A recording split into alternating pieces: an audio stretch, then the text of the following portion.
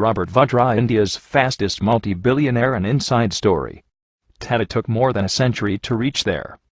Ambani, even with unlimited political help, took 50 years to become billionaire.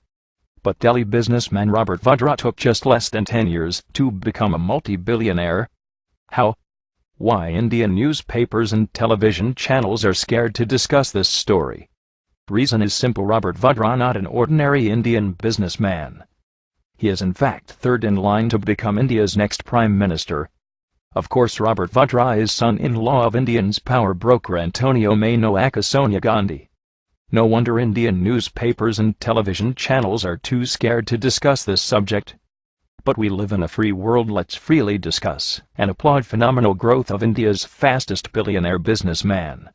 Let's start with background of Robert Vadra from a period before his meeting his golden goose Priyanka. Robert in fact only half Indian. He was born to Rajinder and Maureen Vadra in 1969. Rajinder Vadra hails from Uttar Pradesh and Maureen McDonough of Scottish origin. Before entering to India's royal family, Robert Vadra was running a recycle metal business, in simple terms collecting used industrial waste from companies and resell it, as you could imagine, not a golden egg-laying business. It's quite amazing that in next 10 years he grown into multi-billionaire. Robert Vadra met Priyanka Gandhi at the House of Commons expatriate friend Ottavio Quattrocchi. Yes, the surprise Beauforza scandal middleman Quattrocchi. Robert Vadra's marriage with Priyanka was in 1997. But it was followed by tragic and suspicious deaths of his brother, sister, and his father in the next decade. He had one brother, Richard Vadra, who was found dead in September 2003 at his Vasant Vihar residence under very suspicious circumstances. His sister Michelle, too, had natural death, died in a car accident in 2001.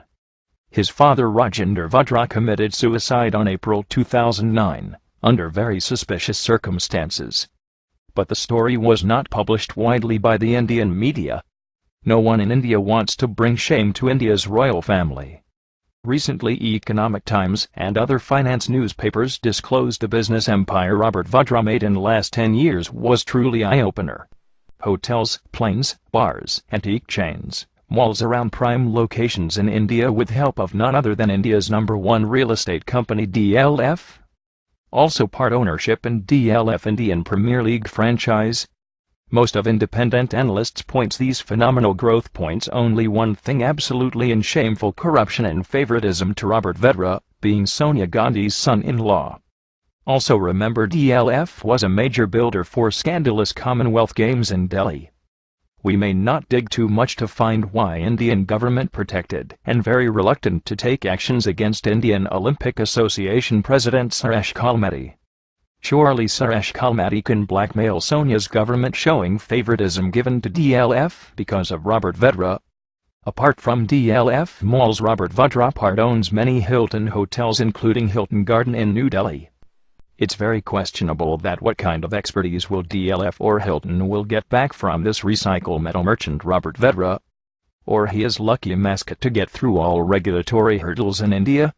Also, he is in the list of 33 VIPs accepted from security checks and frisking at airports and any Indian embassy, the only one without any government position.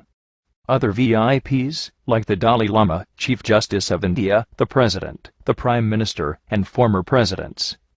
No airport frisking will be very helpful for an antique chain owner like Robert Vadra, especially when he can easily transfer invaluable Indian antiques to his Italian retail shops. Robert Vadra got many business partnerships with India's biggest real estate company DLF. Cricket is India's next biggest money-spinning machine. No wonder Robert Vadra's association was sought by most of franchise owners. Robert Vadra's association with Calcutta Knight Riders and Shah Rukh Khan is never reported in shameful Indian news media. Other scandal, where Robert Vadra associated, is none other than infamous 2G spectrum scam. It's alleged that one of the biggest beneficiary companies, Unitech, is 20% owned by Robert Vadra. No wonder Indian government tried and still trying to derail all enquiries on 2G spectrum scam, though many ex-ministers are in jail now. It's expected that due to involvement people like Robert Vadra, these case will never reach a decisive conclusion.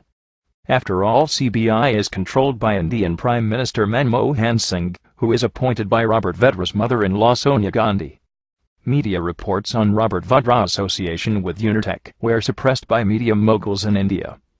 Other business Robert gained recent years includes prime properties all over India, especially commercial hubs, and a taxi business but for air taxis. Yes, poor man Robert owns few planes as well. Skylight Hospitality Pvt Ltd, a company wholly owned by Vadra, and his mother Maureen Vadra owns business hotel Hilton Garden Inn, in the upscale South Delhi business district Saket. The hotel is located within the DLF Place Mall, also known as DLF Courtyard.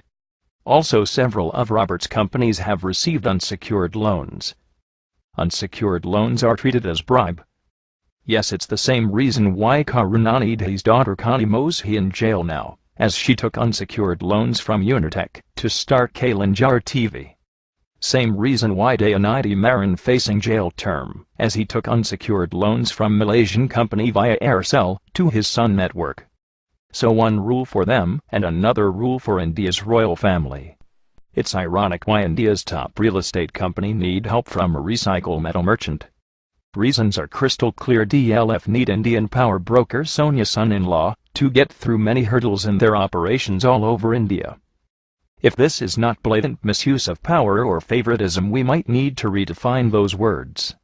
After the revolutions in Tunisia, Egypt, and Yemen, it's right time for India's 1.2 billion poor citizens to question their corrupt political leaders and media moguls. Join the second freedom struggle of Anna Hazare. Support Gandhians like Anna Hazare, not fake Gandhis.